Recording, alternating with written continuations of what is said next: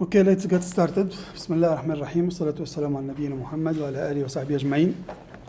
We're going to continue talking about Pandas data frame and Pandas data structure in general. So today I'm going to change a little bit the teaching strategy. I'm going to introduce some of the concepts through an example. So during this example, we're going to learn many things, not only on Pandas, even how to proceed with the data science and data analytics project. And I'm going to introduce some of the Pandas capabilities. Of course, it's difficult to go through all the very single details. But I'm going to build the slides. So the slides will cover most of the functionalities with the details, like I presented before. But instead of presenting all the details, I'm going to present some of the details, but through an example. So at least you know how to practice using Pandas data frame for data analytics. And this is going to give you like two perspectives, one from the slide perspective, theoretical concept, and also from practical perspective on how to use these functionalities. Of course, Panda library is very huge, contains a lot of capabilities, more than what we can cover in 3 or 4 hours. So of course, as you practice later on with the project, you're going to discover even more things than what we have covered here in the lectures, although we covered like most of the important functionalities. And today I'm going to take a very simple example about grading to make analytics. So I start from a CSV file, and this is basically a CSV file of the grades of my courses over several years. So this is like a real world case. And usually I kept these records in order to do analytics about the performance of the students. Of course, there is male and female. I thought only male, but I just put some fictitious examples to perform some additional statistics. These are the grades over different terms, what I taught different type of students on Major 1, Major 2, Project, and Final. And imagine that you have this data set and you would like to extract insights from these grades. Okay, I want to see, for example, what kind of insights we can get. Yeah, we can make comparison gender-based, for example, male and female. We can compare the Major 1 against the Major 2, for example, or the final exam. The correlation between the exams, is there any correlation? I mean, students who performed well in Major 1, are they likely to perform well in Major 2? Whether this correlation is strong or weak. So there are plenty of insights that we can extract. And also a comparison between the terms. Okay, I actually noticed that the students that come into the spring term are better than the students in the fall term. And this was confirmed by the grades from data analytics perspective. So I'm going to cover several use cases, but I have a notebook that is much more comprehensive I'm going to share with you. But this is going to be just an introduction of the most important data frames. And you can actually follow up on the notebooks that I will provide to you. So first of all, we have a CSV file, and we need to load the CSV file. We have already observed how to do that in the previous lecture. So usually we need to specify a path name. So the path is available on these data sets here inside the package. Okay, I have the coding package here, and I have a data set folder where we store our CSV files. So you specify the name of the file.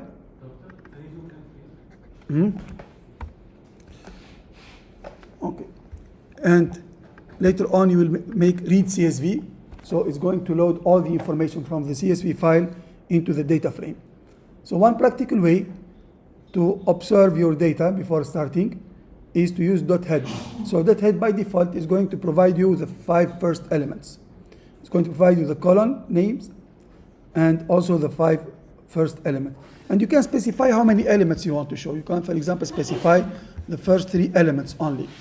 So you can put a parameter here that is the number of elements that you want to show, but by default it's going to show you the 5 first elements. And this is important. Before doing any data analytics study, you need to understand your data. You need to look at your data. You need to understand the meaning of each record. Of course, this is a simple data set, but in real world applications or real world problems, you will have maybe 60 columns or even more or less. So you need to understand, to have an overall understanding about these things. Yes? It reads the data from the file, and based on that, it sets, the number of columns. What is exactly the read CSV. library It that has, reads? you have a data from CSV, you will load it into the memory, into the data frame. That's it. I mean, how is the structure, the final one? Is it here? How to make it here? It's the same structure as the CSV file. Ah, okay. Yes. Yes, it's going to load whatever in your file. So what does .head do? Dot head is going to show the first elements. Okay, it's going to show the first element. And now, when you start a data analytics study, the first question: what is the objective of the study? We don't do statistics for luxury, but to create insights. So you need first of all to set your overall objective. So in this course or in this lecture, we're going to work on 4 objectives. Of course, you can do even more, but I just selected 4 objectives to introduce some of the data analytic concept. First of all, we will work on descriptive statistics, which is a necessary phase for any data analytic project. Even if you do predictive models or you do any kind of data analytics, you need to know what is the average, what is the maximum, what is the minimum, the bound of your data, whether there are issues, whether there are missing data. You need to clean your data in advance. So descriptive statistics and data exploration is very important before going even further. And here, for example, we can explore the central tendency. It means the median, the mean, and the variability, like the standard deviation of the different scores. Of course, this can give us an understanding. For example, if I look at the standard variation or the variance, what kind of information we can extract from the grades? Different grades are. Yeah, it gives me the discrepancy between the student performance. Okay, if I have a variance equal to 0, all the students are equally. Okay, but usually we're not going to have 0, so we're going to have some kind of variance. Now, understanding this variance, if the variance is too high, like for example 10 points, I know there is a big gap. There are very good students and very weak students. If the variance is small, I know that the students have close performance. And then we can look at the average value and we can locate where is the central tendency of the students. Are they above the average, below the average, above 15, 16? So this can give us an overall understanding. So Pandas data structures provide us very flexible way on how to extract these descriptive statistics in pretty much easy manner. So you can calculate the mean, the median, the standard deviation, range of each score. You can calculate the distribution, and also summary of the statistics. We're going to also work on the correlation analysis. For example, how correlated are the different grades between each other, between the major exam, the major 2, the project, and the final. And comparison at gender base, for example, difference between male and female, and also the comparison between the semesters. The first step is to understand the data, and there are different types of useful tools in Pandas. The first tool is info. So info is going to give you information about your data in terms of data types and in terms of numbers. Now, based on this, I can understand that my data set has 204 entries. So this gives me the scale of the data. And I have 0 missing value. Okay, from index 0 to 203. We have 9 columns, and here for each column, you provide the number of values, whether there are null values or not, and the type. Okay? So this is important. So looking at this, we understand that all the columns, they have equal number of elements and non-null. So this means that we don't have any missing information. But this is not the case in practice. In practice, when we deal with data, you will have a lot of noise, you will have a lot of missing information, and we need to deal with these kind of situations. Okay. So let's consider that we don't have missing information. The first thing we need to do is to interpret these results. As already mentioned, this is now how we interpret these results. The data set contains 204 rows and 9 columns. You have 3 columns which are integer. You have 4 columns that are float 64, and you have other columns that are categorical data object, gender and term. Okay, so gender and term, we can convert them. Now they are object, we can convert them into a string, for example. So later on I will show you how we can convert the type. And now we have a small data set, so it's not a big deal regarding the memory. And here they are encoded into 64 bits. But imagine that you have a data set that is quite large. So 64 bits for every single element, it's a huge number in the memory. And we can shrink down the memory usage by changing the type of the information. Okay? So the data type becomes very important. عليكم السلام ورحمة الله وبركاته. معلش الطلاب سامحني كانوا معايا حياك الله. موضوع القسم. مرحبا بك الله يبارك فيك جزاك الله خير الله يبارك فيك. Okay, so data type is something that you have to look at when you deal with a large amount of information because memory is a limited resource. Okay, if the memory becomes very limited, you need to think how you reduce the size of your data. And one of the things that we can do is to reduce the precision. We can work at 32 bits or 16 bits. Now, for example, in large language models, when we train them at 16-bit floats. We don't train them at 32 or 64 because usually we deal with a huge amount of data and the memory is not going to be sufficient to do that. Okay, so data types is something that we need to manipulate whenever needed. For example, later on we will convert this term and these genders from object to str. So at least they are more predefined. Yes?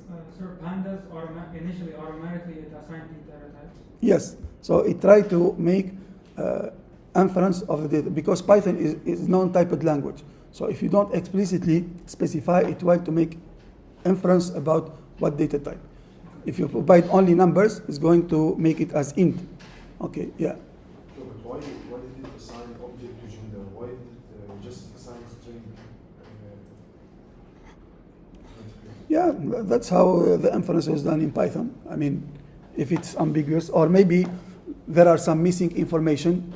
So if it has doubt, it will make it object because object is the most generic type.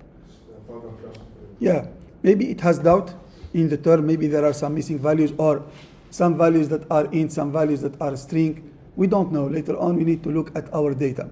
Okay, so it will make the correct type if there is no doubt. If there is a doubt, it will make it as much generic as possible. Okay. So now in real world, as already mentioned, we don't. Most of the data will have noise and will contain missing information. And this is now the case in another data set that I called missing data. So let me load this one and look at the information again. So we will observe some of the values, they have non-values, or not defined values. And this is like in most of the cases when you do real project, you will deal with this information. Now, the question, how should I do? You should not keep these values unprocessed. Now, for example, I have a value here that is missing, term, fall. So what I should do here? It's not defined. What's the most likely value here? Fall.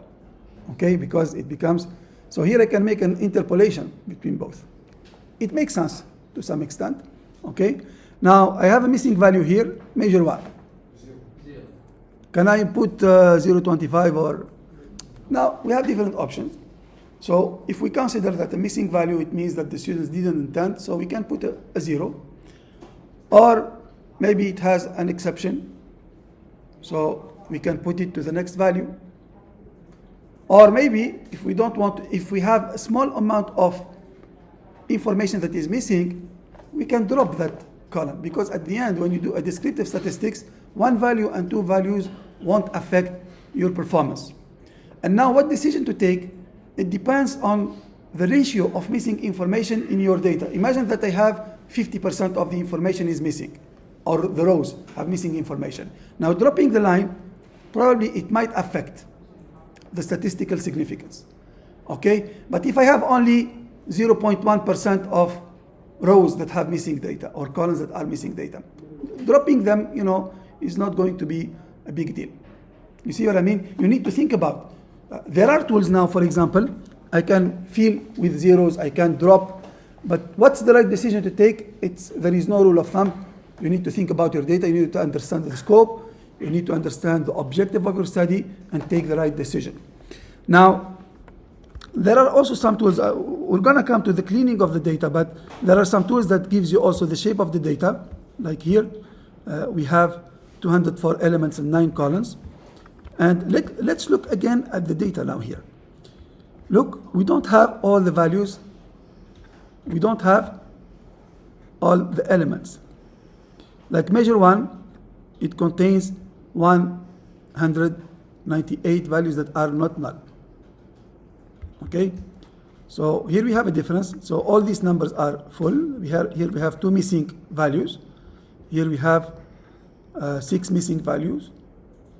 And here we have 5 missing values and so on. So we need to do something with this information. And by the way, even if I do describe, so I can do describe df.describe. So df.describe is going to provide you a full descriptive analytics about all your data. Here is going to give you the count of non-null values. Here it's going to give you the mean of every column. Okay, so for example, this is the average grade of measure 1. This is the average grade of measure 2. This is the average grade of the project, and this is the average grade of the final. And of course, here it will be affected by the missing value. Look at this average grade here. Now, if I go to df without missing values, okay, let me now do df.describe. And this one doesn't have missing values. Look here, so df, let me load df from the non-missing values.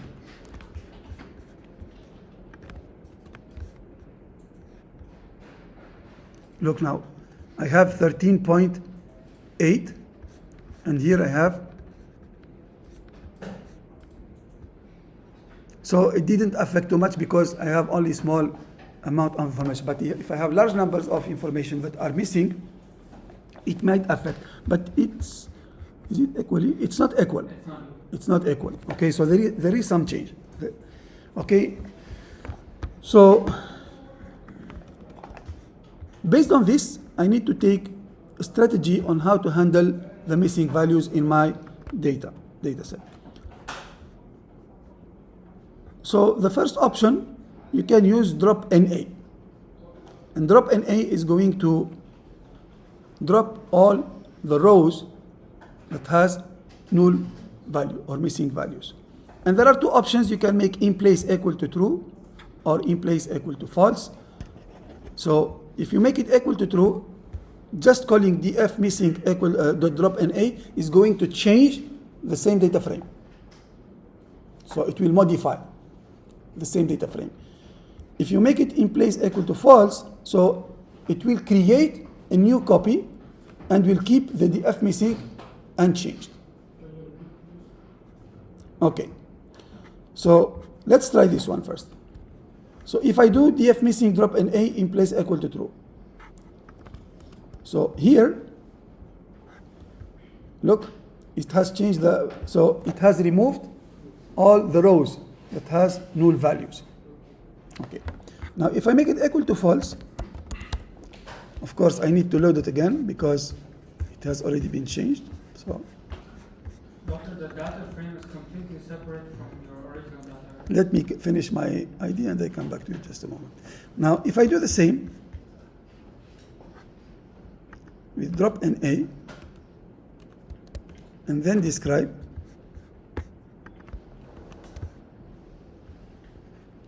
it didn't change because drop NA now did not change the same data frame. It created a copy. Now if I want to get this copy, I can do df new equal, or if I want to force the change of this one, I can make it true here or just make the assignment.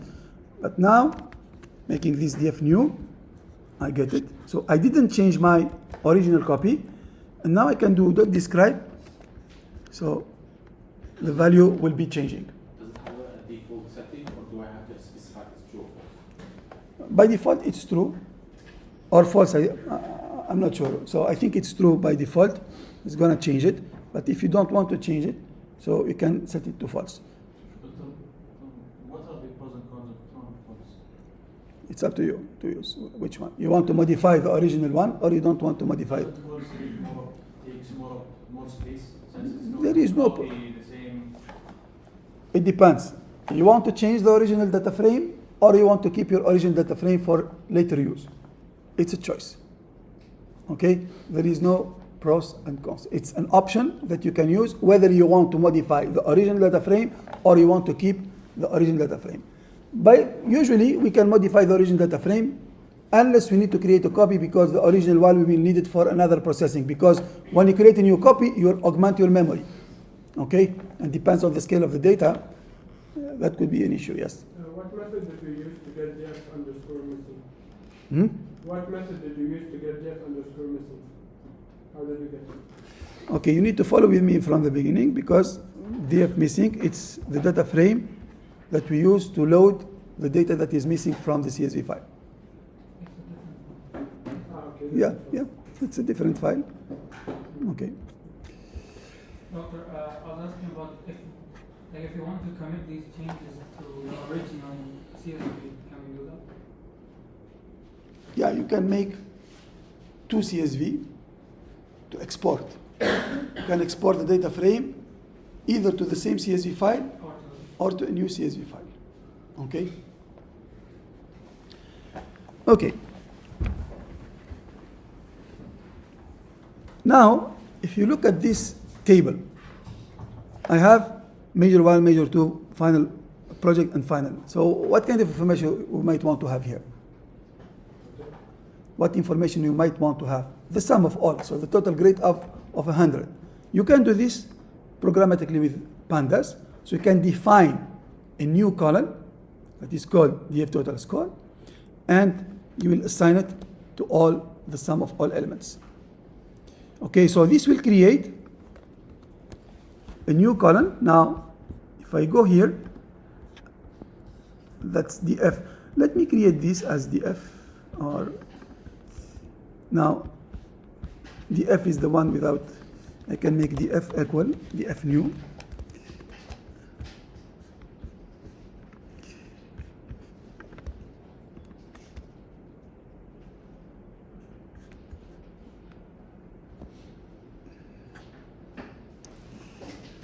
If I'm trying to set a copy of the slice,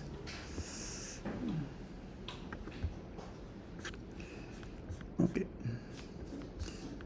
Let me avoid this confusion.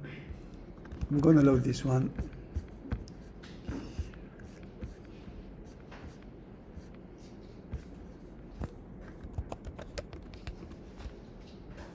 Okay, still.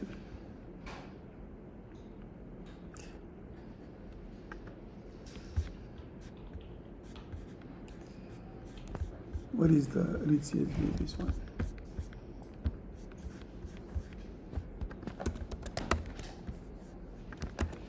Okay.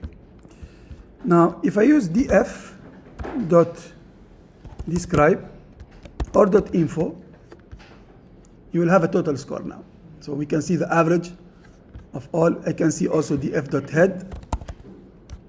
So it's going to give also the total score for each of the students. Okay, so you can add as many columns as you want. And now for data cleaning also, you might verify whether you have duplicate. You know, sometimes when you take data sets from different sources, put them together, there is a likelihood that you're going to have the same information twice into the same file. And having duplicate, this will also affect the outcomes of your study. So one way to do that is to calculate the number of duplicate values. So in our case, we don't have any duplicate value. Now, if we want to make a duplicate value, for example, let me try to insert this element. Okay, so now I have duplicate value. Let's try to load again the file.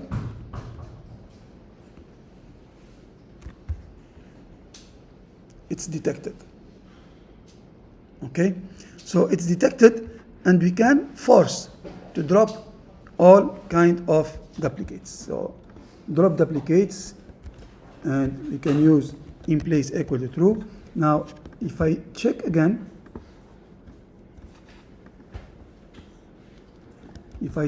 because I made in place equal to true, so it's going to modify the same one. Now it's removed.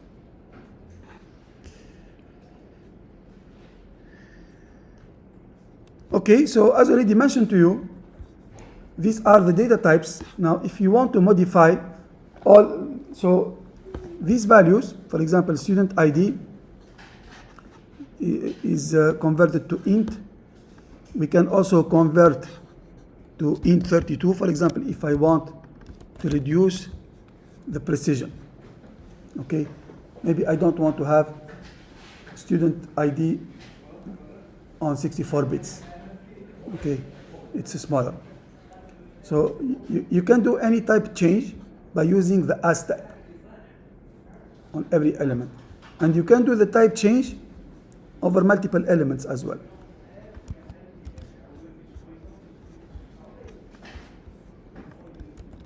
Look, you can change all of this as type and round them to 2 here. So all the, okay, let me make float 32 if I want to change them. And using df.types, look, I converted all the elements to float 32. So this will reduce dramatically the allocation of the memory, okay? Helps you to store more elements because you're gonna allocate only 32 bits for each float number. And you can even do it 16. I mean, because the grades usually they are between 0 and maybe 100, so you don't need to have all this memory allocation. Okay, float 16. So you need always to optimize the use of types in order to optimize the memory usage. Okay? So that's it now. And look, I converted the total score to an int because at the end, usually it should be an integer number. Okay, we reduce the float. So all of these are data manipulations that you can do with Pandas. Okay, so you're currently learning the workflow of data science and also how to use Pandas, Panda data structure in order to manipulate these data. Any question? So how do we decide if it's in 64 or in 32? Depends on the range, the expected range of your data. Okay? It all depends on the data. There is no Yes. system. Now, in our case, it's pretty much simple because we have grades between 0 and 20 or 0 and 100, let's say. But for example, in machine learning, deep learning, precision plays a very important role. I mean, when you train models into 64-bit precision or 128-bit precision, the calculations for because there are gradient calculation derivatives and so on, they are going to be more accurate and they will be less prone to errors. If you reduce the precision too much, you may run into calculation problems. Okay, so there is always a trade-off to do between precision and between the memory requirements, okay, and the memory constraints for a particular project.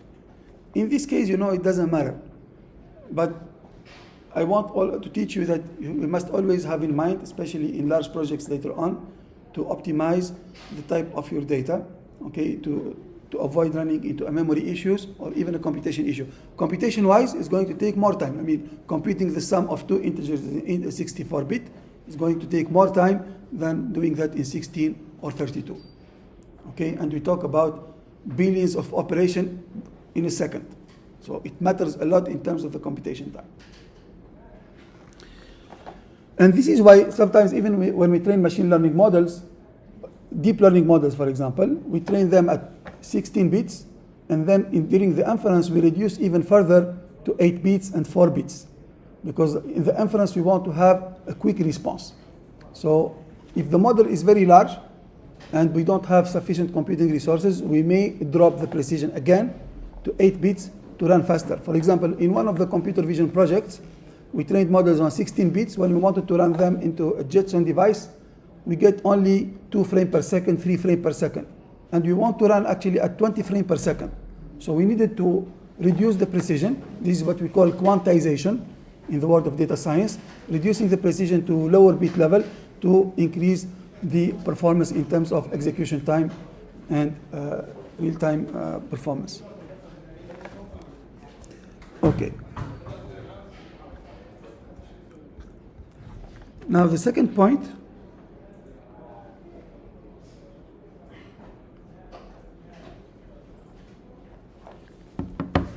we can do correlation analysis. Now, one of the questions I ask myself, is there a correlation between the major exam, the major 2, final, and the project? Now, my first intuition is there is a good correlation between the major exams and the final, and less correlation with the project. The project, the students do them by their own, and usually we are more flexible in projects. And this was confirmed. Let's look at the numbers right now. Okay, looking at the numbers, we can see that there is a correlation of 70%, 72% between the major exam and major 2, but only 60%, between the project. So there is still a correlation, but weaker. Okay, this means that the students that perform well in one major, they are likely to also perform in the same way in another major. In the project, there is a weaker correlation. Okay, because some of the students can get good grades in the project, okay, but less, they're gonna get lower in the major exams. And you can see that there is a strong correlation between the final and the project. Why? So these are the grades of CS102, and usually I was giving the final exam pretty much correlated to the project, so that when the students do perform well in the project, he will perform well in the final exam. And the student who doesn't do the project will not perform well. And that was a good strategy, which was confirmed by numbers. So now at the end, I ended up by having a strong correlation between the project and the final exams. Okay, so you can see how these numbers, they allow you to understand my teaching strategies. Okay, I use this to analyze the teaching strategies, whether they were effective or not effective. Of course, and you can see there is less correlation between the major and the project. So the project is pretty much also related to the major, but to lower extent. The final exam, big part of it was related to many part of the project. So the correlation here is bigger. So you can see how the data can actually confirm. In Pandas data frames, we have also a way to visualize this information. So we can use what we call a heat map. Heat map, it can provide you a visual representation of how strong the correlations are. So when the one, this is the strongest correlation in red, and then the dark blue, it means a weaker correlation. So you can see now we have here strong correlation, and here we have weaker correlations between the project and the major. Yes. Does this require installing anything extra? No, for the moment I only used Pandas, but later on we will use Matplotlib and Seaborn to visualize, to have much better visualization that you can control. Okay. Yes. For the correlation, is it a function in Pandas, or you made the? Yeah, the correlation here, there is a function in Pandas. Just a moment. There is where is the correlation matrix? Yeah, .core. Sorry, it's here. So it finds it by itself. Yeah. It calculated by itself. Okay, so it provides a lot of facilities. You have .correlation, you have .sum, you have .mean, .max. Okay, so you have different functions that you can apply on a data frame. Okay, so it's possible also to do gender-based performance comparison. And now when we talk about gender or talk about the semester, we talk about categories. So we want the statistical analysis that I've done right now, it's based on all the data set. But now I want to do by statistics by category. And if I take the gender as a category, I will have male and female. So one of the things I may ask myself, are male performance is the same as female performance? And one of the things we can do, we can use group by. So group by is going to take the data set and group it, aggregated by male and female.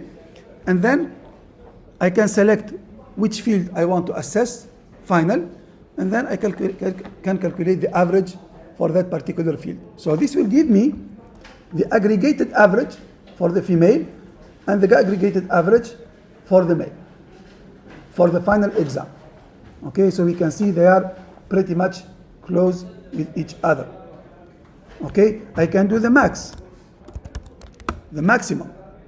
So in both sides, they reach the maximum grade. You can do the mean. Sorry. Okay, you can do describe.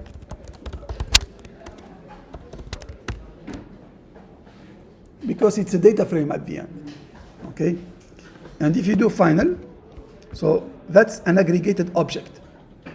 You don't visualize anything, but you will visualize a statistic on that object. Okay, you can perform operation on this object, like for example, creating the mean or the standard deviation. So the variance between the male performance is a little bit higher than the variance of the female performance.